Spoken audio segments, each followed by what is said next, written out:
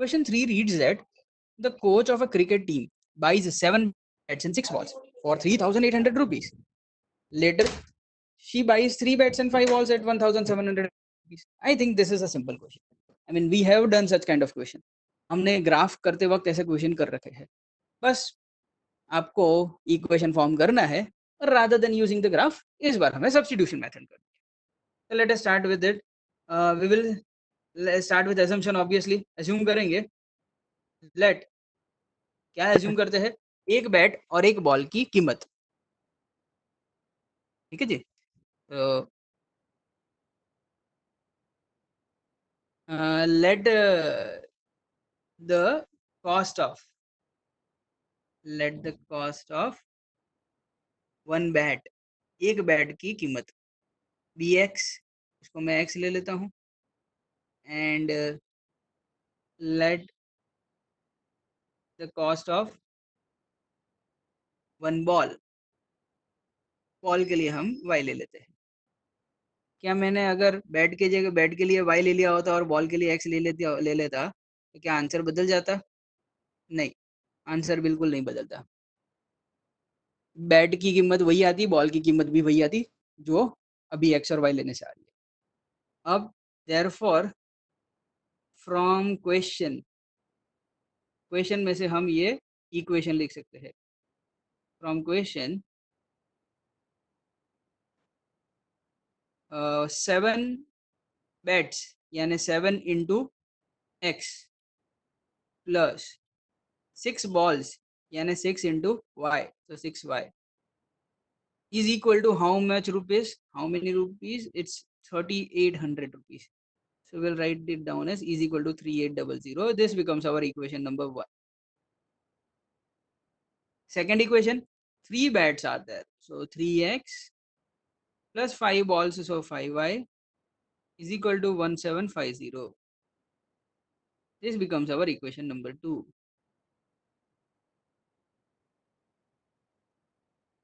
Fine. Let us see इसको कैसे solve करेंगे. Again the same method. We will find the value of x using any one of the equation. Let us take equation number 2. मैं equation number 2 ले रहा हूँ. Start करते हैं यहाँ पे देखने का. Here 3x plus 5y is equal to 1750.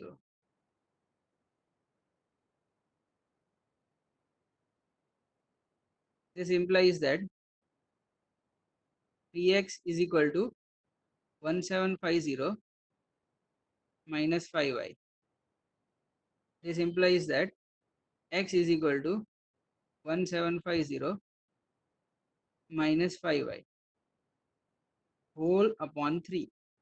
तो ये x की वैल्यू मुझे मिल गई. अब सब्स्टिट्यूट करेंगे. Substitute the value of x in equation. किसी भी इक्वेशन में डाल सकते हैं. अगर ऐसा आपने सोचा तो गलत सोचा. किसी भी इक्वेशन में नहीं डाल सकते. हमने ये 2 को यूज करके x की वैल्यू लाए थे, तो हमें इक्वेशन 1 में ही सब्स्टिट्यूट करना पड़ेगा. विच इम्प्लाइज दैट इक्वेशन 1 क्या था? 7x 6y था.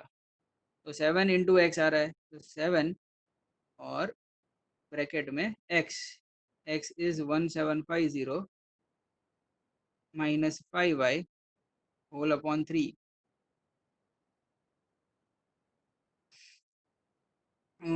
7x प्लस क्या था?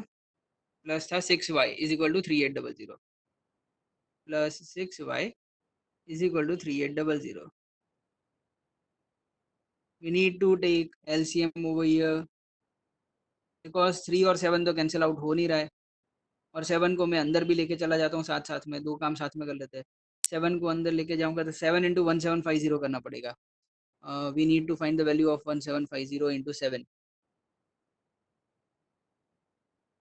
तो 7 को अंदर मल्टीप्लाई किया तो मैंने 12250 मिलेगा. तो ये 12250 माइनस 35y प्लस, अब देखो मैंने टोटल यहाँ पे एलसीएम ले रखा है. एलसीएम लिया तो नीचे 3 आ रहा है सब में, तो यहाँ तो ये जो 1750 और -5 वाला है उधर तो कुछ मल्टीप्लाई करने की जरूरत नहीं है क्योंकि ऑलरेडी वहाँ पे 3 नीचे है ही, बट 6y के नीचे 1 लिखा हुआ है, 6y के नीचे 1 है और एलसीएम 3 लिए, एलसीएम 3 बन रहा है तो मतलब वो 6y को 3 से मल्टीप्लाई करवाना पड़ेगा विच will B 18y, which will be equal to 3800, which if you solve it further 3 को उस तरफ लेके जाए तो हमें 3800 इंटू 3 मिलेगा। यहाँ पे बाकी बचेगा 12250 और ये 35 के पीछे y लगाना भूल गया था, ऊपर y लगा दीजिएगा, माइनस 35 और 18, -35 प्लस 18 यानी कि साइन तो माइनस की आएगी और आंसर आएगा 25 प्लस 2 यानी 27y is equal to 3800 into 3 which is 2 zero तो लगा दिए, 3 से मल्टीप्लाई करेंगे 8 को तो 24 एंड 2 9 10 11 1140। अभी भी आंसर खत्म नहीं हुआ है, we need to solve further, we need to find the value of y from here which will be equal to, मैं 11,400 को राइट में लेके लेफ्ट में लेके आ जाता हूँ, 12250 12250 minus 11400 is equal to 27y। मैंने -27 को राइट में ले लिया और 1140 को लेफ्ट में ले लिया, तो साइन चेंज हो गई दोनों की। सर इसको आगे, हाँ बोलो। सर फाइन, यहाँ पे एक गलती हो गई है, वो 27,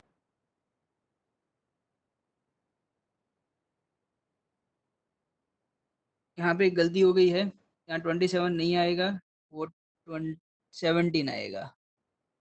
ठीक है, तो वहाँ पे अपने चेंज कर लेते हैं दोनों जगह पे, ये 17y है, ये 17y है दोनों तरफ।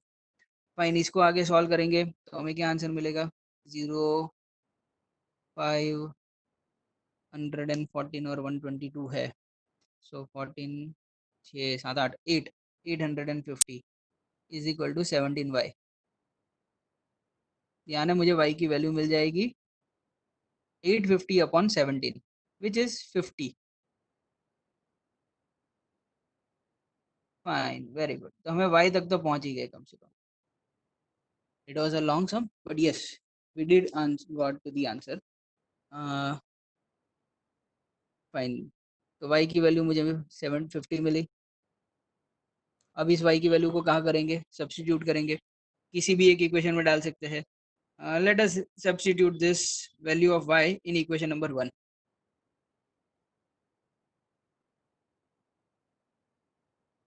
इक्वेशन 1 क्या था मेरा, वो था 7x plus 6y is equal to 3800। तो substituting y in equation 1,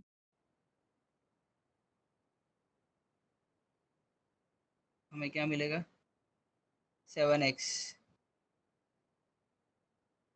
plus 6 into Y, अभी अभी हमने y की वैल्यू फाइंड की 50, तो 50 is equal to 3800 which implies that 7x plus 300 is equal to 3800। 300 वहाँ चला जाएगा तो हमें 3500 मिलेगा, तो 7y is equal to 3500। I'm subtracting 300 directly from 3800, that gets, that means 3500, so y will be equal to, y कहाँ से, x है, again I have done a mistake over here, x 7x, यहाँ पे भी 7x है, यहाँ पे भी x आएगा, तो x is equal to 3500 upon 7 which is 500।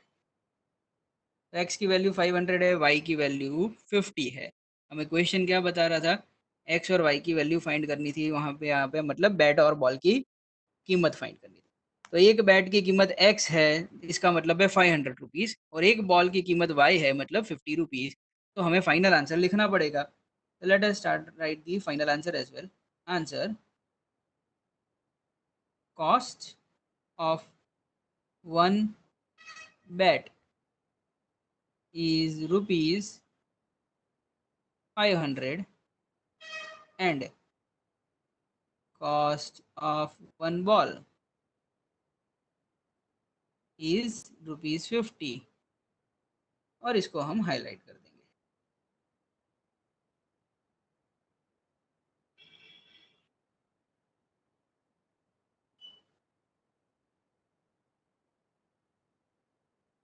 Sir